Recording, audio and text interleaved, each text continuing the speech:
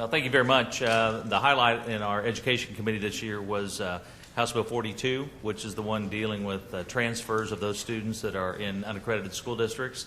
We have been working on this issue for the past 2 years, and we came up with a really, I think, great bipartisan effort. It wasn't easy coming up with a compromise when you take into account sending and receiving districts, urban and rural concerns, but I think we came up with a good compromise. Ideally, if we can educate students in their home communities, that's the best way to do it. And the closer you can keep education to home is best for everyone. That doesn't always work. And so I think House Bill 42 provides us lots of great options. I do want to thank the governor because he reached out to us in the Senate last December and talked about what he could entertain in a bill. And so we've worked with the governor's staff. I do look forward to the governor signing that bill eventually, and I think it's going to be some landmark legislation that will be good for years to come. Thank you. Hopefully the future chairman will keep their comments a little shorter. Senator Eric Schmidt, followed by Senator Sater. Thank you. Probably talk about Senate Bill 5, which is what our committee worked on and the Senate worked on in a very bipartisan way all session long, and then with our partners in the House. And I do believe that what we ended up with in Senate Bill 5 is sweeping reform and is going to make a positive impact in addressing a lot of the issues that have been highlighted recently and people losing faith in their municipal court system. So we lowered the percentage that municipalities can rely on in their budgets for traffic tickets and fines. Those are some significant reforms. We also addressed the challenges in the municipal courts themselves and have some real teeth in this bill now that if there are violators, there are going to be consequences, and people get to decide about the very important issue of disincorporation. So I know there's been a lot of attention on that, but clearly that was probably the most significant bill that I worked on with my colleagues and in our committee. So Senator Sater. Thank you. You know, the most important legislation in my committee was Senate Bill 24, which was the TANF reform bill. I think it has a good structure and getting more people back to work. I think it's important legislation because the current TANF program is not functioning very well. We were last in the United States in how the efficiency was. So that was the most important legislation that we had. Thank you. Next, we would like to hear from Senator Dan Brown, followed by Senator Munzlinger. Thank you, and I want to thank the Committee on Veterans Affairs and Health for all their hard work this year. We had various bills come before us. One of the veterans issues and one of the veterans bills that we got done is we did get some money in the budget with the help of the Appropriations Chair and the Appropriations Committee for a point person for Military Preparedness and Enhancement Commission.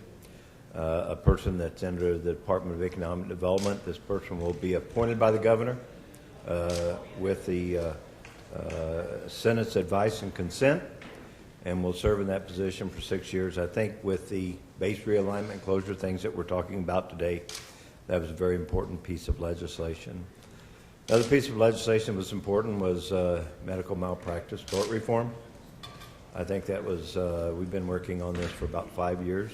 And we took a two-tiered system approach for medical malpractice related to non-economic damages, and it made it to the process this year. The governor has signed that bill into law. I think that gives us some certainty in recruiting in the future and holding doctors and specialty practices in Missouri. This needed to be done. This was a big issue, and I'm very thankful that it finished. We had various other bills that either reformed or had some things to do with Mo Health Net program that came out, and overall I think we had a very remarkable session in getting some of those ideas moved forward. Thank you.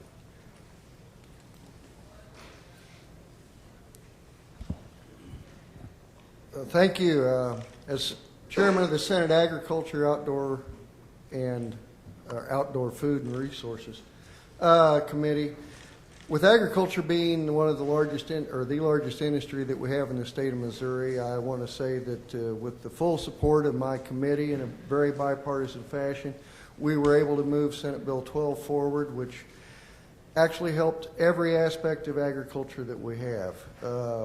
ranging from row crop farmers to livestock farmers to actual agribusinesses. It was very important. A lot of it was kind of held over from last year, but we were very glad to get that through, and very glad that the governor was able to sign that bill, and it is going to help not only farmers of today, but Missouri's farmers for the future. And thank you. Next, we'll hear from Senator Kurt Schaefer, obviously Chairman of Appropriations, and that's a large task. So, Kurt.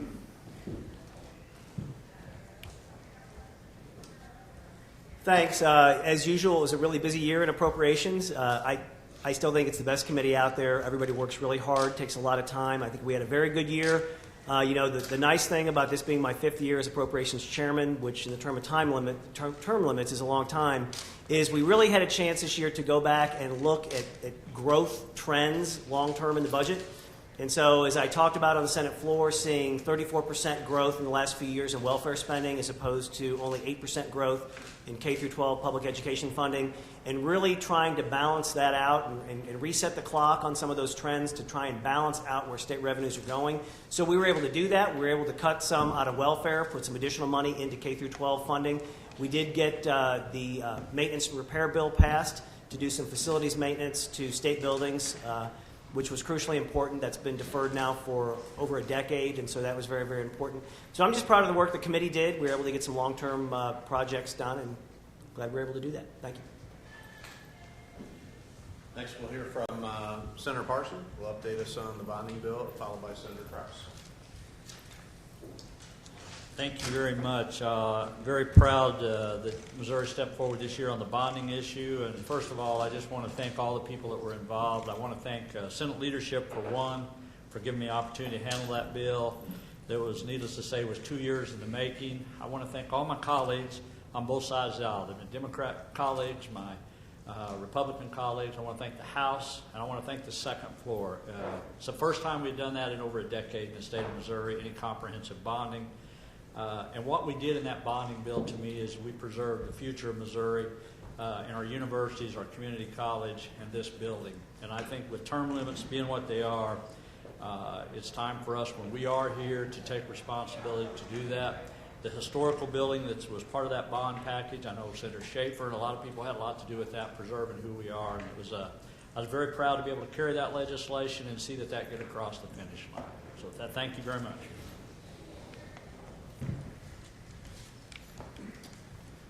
After last year's tax cut, we asked the President Pro Tem if we could have an interim committee to study the tax practices of the Department of Revenue.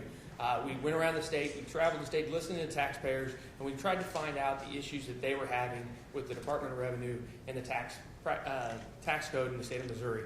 Found a lot of good ideas. We passed a number of those this year. We Truly Green finally passed a bill to stop the notification by audit, Senate Bill 18. We also found out that in a situation where if you were audited, you could be forced to pay if you found that you owed money, but if you were entitled to a refund, you weren't allowed to get that refund. We changed the tax code to say if they audit you, the Department of Revenue or the IRS, you should be entitled to get that refund if they open up your tax returns. We passed that. We found out that the Department of Revenue was going after revenue from employers for income tax of their employees. We passed the legislation to say that you can't do that. If it's employee income tax, you cannot go after the employer for that as well. We also cleaned up some language on manufactured homes sales tax of used manufactured homes. Senator Cunningham's bill, we're glad to get that done and work with the Department of Revenue. They worked with us to get that done this year. So those are the things we got done in Ways and Means. Thank you. And I believe we are going to wrap up with Senator Dixon as he finishes at the, Senator Lively. Senator Lively's going to go. We'll wrap up with Senator Dixon, and after Senator Dixon, if the rest of the chairman could kind of come stand around for questions, it might be easier for the press to field some questions. A lot of important stuff in transportation and public safety this year. One of the most important to me is what are we going to do about our highway funding. Since 1924, the voters of Missouri decided in 1924 to fund our highways with a motor fuel tax. And it's been 20 years, and we have deteriorating roads and bridges. We didn't quite get over the finish line, but I thought we were very successful at pointing out the issues and what we're going to do about public safety and economic development. So I look forward to working on it again next year. Thank you very much.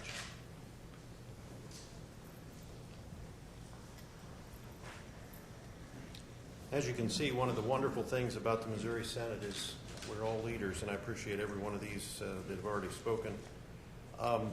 In the Senate Judiciary and Civil and Criminal Jurisprudence Committee, we have, I believe, had a very successful year improving judicial administration and keeping focused on that core constitutional function of government, making sure that our courts are open and accessible and that people can have access to justice.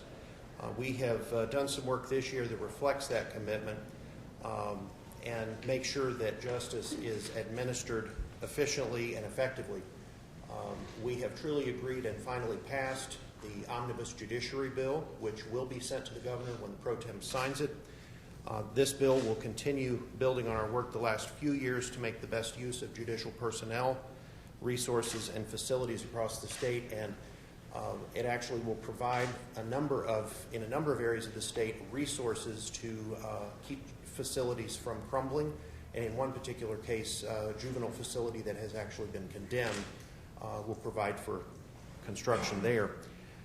On the follow-up of full implementation of the revised criminal code in 2017, that does remain on track, and I'm very pleased to report that 1 year out, we have been successful in maintaining a clear and concise code.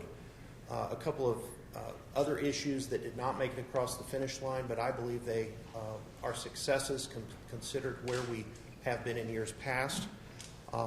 We have, in the Senate, successfully passed a measure to address deadly force, and that is something that actually needed to be done prior to the events of last year. And we are in a place next year where we can actually, I believe, get that done. Had we been able to get that across the finish line this year. The sentencing on first-degree murder, which is a paramount issue.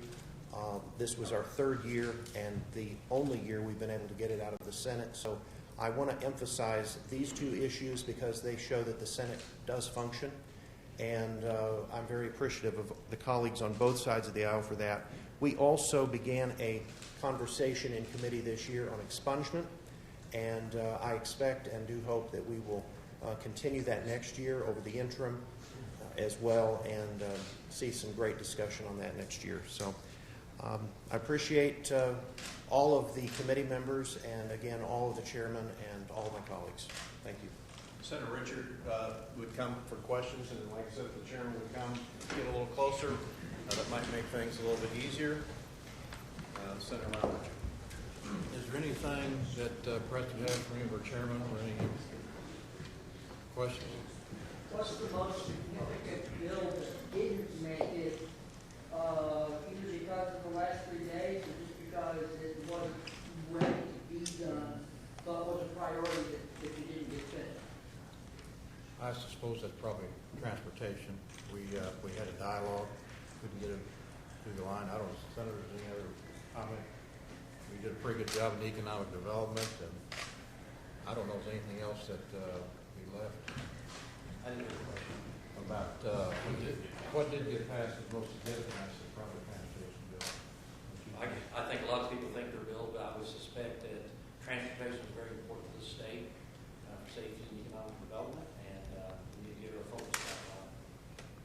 Some Democrats are defining this session as hurting the poor and hurting the working poor.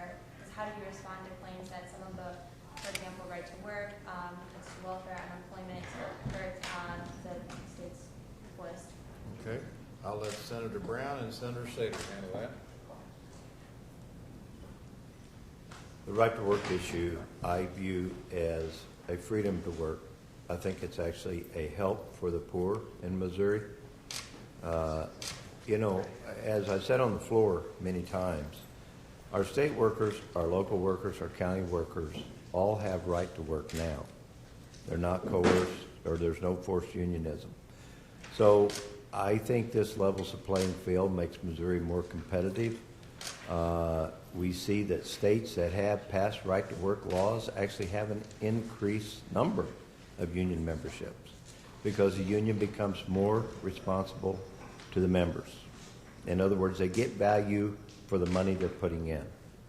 So I don't view this as being against the working class. I think this supports the working class.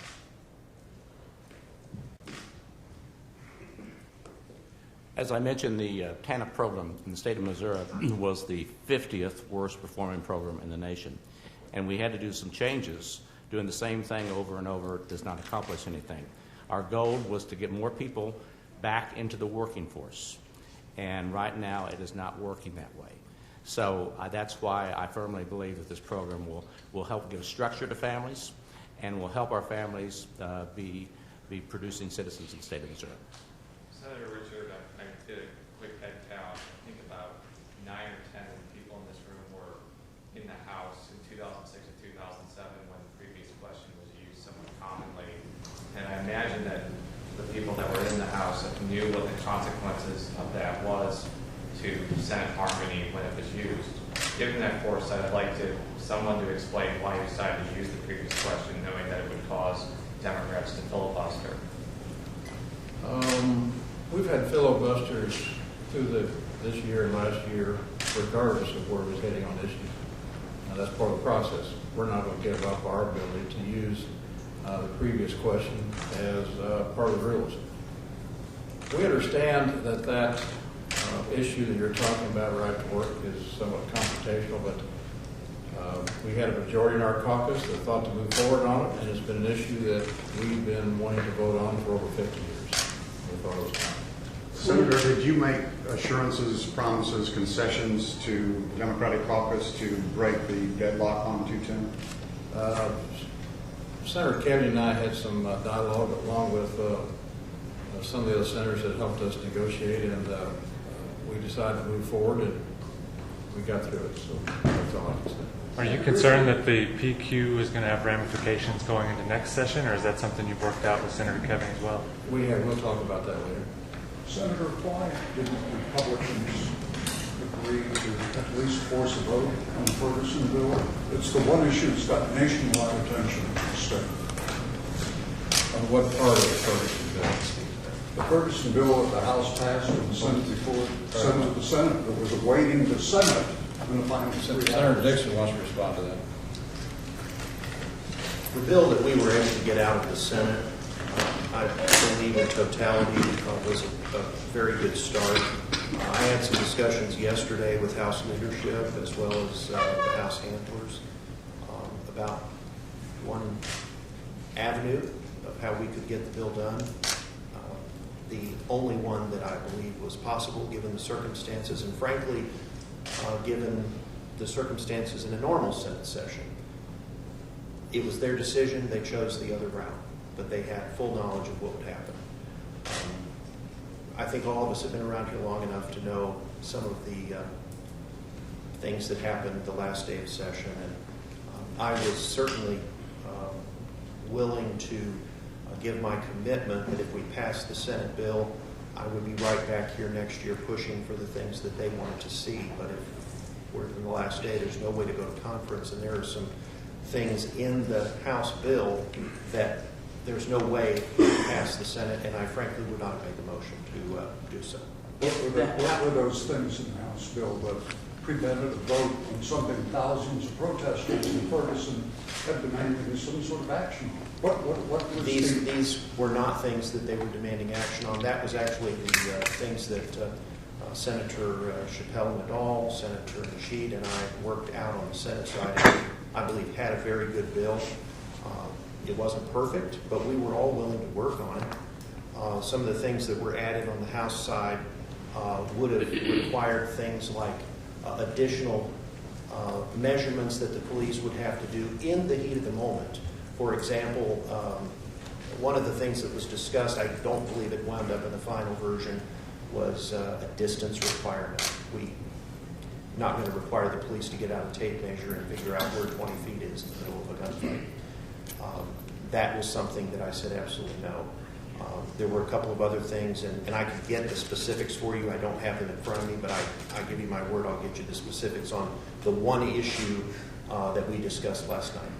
So is it fair to say that if that language hadn't made it onto the bill today, that maybe it would have come up, or was it because we got to the last day under the circumstances, it probably wasn't going to What happen? I was hoping is that the House Committee substitute could be removed and they could truly agree and finally pass the bill. And I offered my commitment to work with them next year to, I believe there were some objections to the cause of action that was placed in the bill on the Senate side, the amendment. I gave them my word and my commitment that I would work to place restrictions on that, kind of rein that in. But they chose the other route. Question for you. There were 3 hours, if you could get in front of the microphone, but there. Well, let me first, Senator Smith, did you have anything to comment on? Yeah, sure. I'm happy to He address was, that. he was part of Because, the. let me just say this. First of all, if that bill came over, I was certainly perfectly willing. I wasn't holding the floor, nor I don't think anybody in here that we're going to vote on that. Second of all, I think that we spent a lot of time trying to understand a lot of the underlying issues that were brought up in the wake of last summer. And so I'm very proud of the fact that we addressed House Bill 42, which gives more kids in districts that are unaccredited a better opportunity for better education. And I also I would be remiss to also point out that Senate Bill 5 and the implications it can have on the way that people interact with their government and how they interact with the municipal courts. You've been around here a long time, Phil. That's the most significant municipal reform bill that passed both chambers and on its way to the governor in decades. And so if we eliminate the predatory practices of a lot of these municipalities that disproportionately affect African Americans and disproportionately affect the poor, I think we've made some significant progress this session. To what degree did the deaths of Thomas Schweik and Spence Jackson affect the ability to work during those darker periods of this year's session? Anyone would like to address that? Well, you know, a tragedy like that affects everybody on both sides of the aisle, and it was something that we were planning for, and we got through it like everything else this year, but it was a tragedy, and we hope both of those families are doing well. Ron, nobody that I have talked with can remember a slowdown like the one we've seen for the last 3 days. I don't remember it in my 27 years. People have been here longer than that. Don't remember one either. So my question, you've already said, you used the previous question because the issue was important to a majority of the caucus. But in hindsight, given what happened afterwards, and the likelihood that the governor will veto that bill and that neither chamber has enough votes to override it, was it worth it? Well, many of you said that we didn't have half as many votes that actually voted, so we'll let you just dwell on that.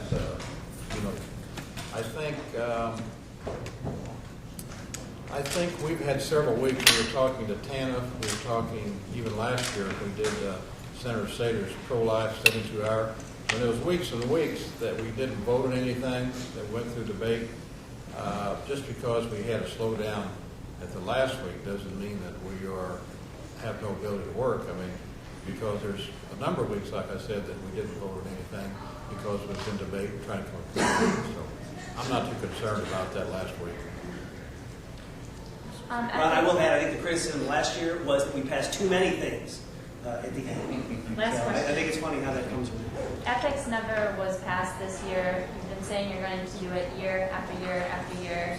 Why didn't that pass, and were those hurdles enough to, justify not getting any work? There's several of us, Senator Schaaf had an ethics bill. I had one, and we got held up over that $25, $50 reporting on meals or gifts or whatever, and I felt it should be transparent, everything be reported. I'm willing to go backwards on transparency on reporting, so we got held up, and I was willing to pull the bill, and we'll start again next year and see if we can push it through the House.